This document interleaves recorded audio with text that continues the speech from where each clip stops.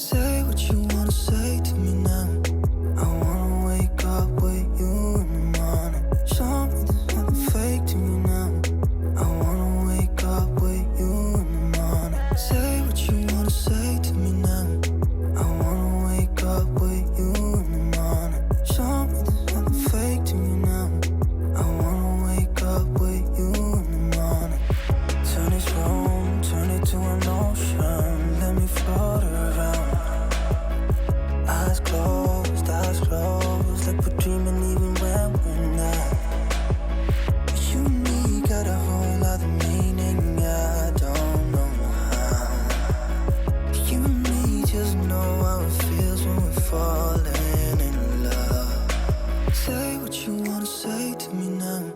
I wanna wake up with you in the morning. Show me there's nothing fake to me now.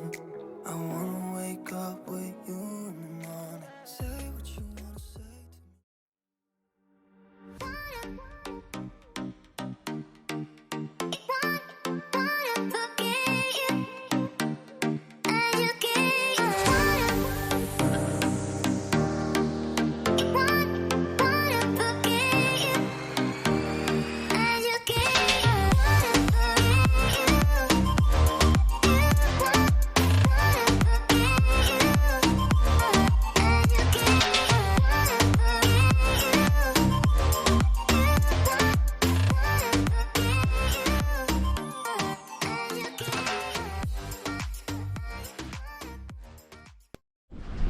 Yon, tapos na po yung tattoo session for today.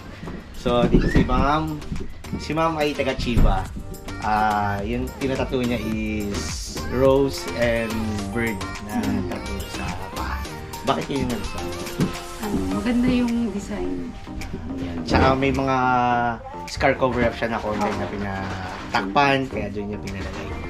Ma'am, matanong ko lang, ano yung experience mo dun sa tattoo process? Medyo una kinakabahan. Yung sakit, rate mo 1 to 10.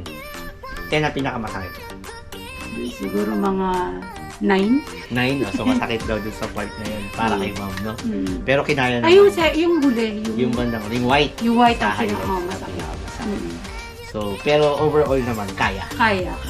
So, inabot tayo ng 4 hours, no? Pero nagawa namin. So guys, maraming salamat sa pag-follow at sa pagpapanood sa video namin ngayon. Please subscribe on my channel, Chris Beho TV.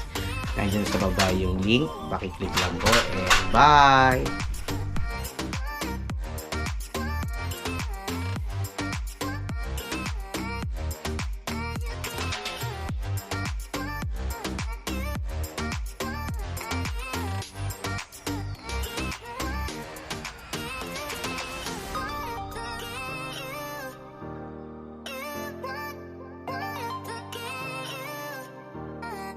you can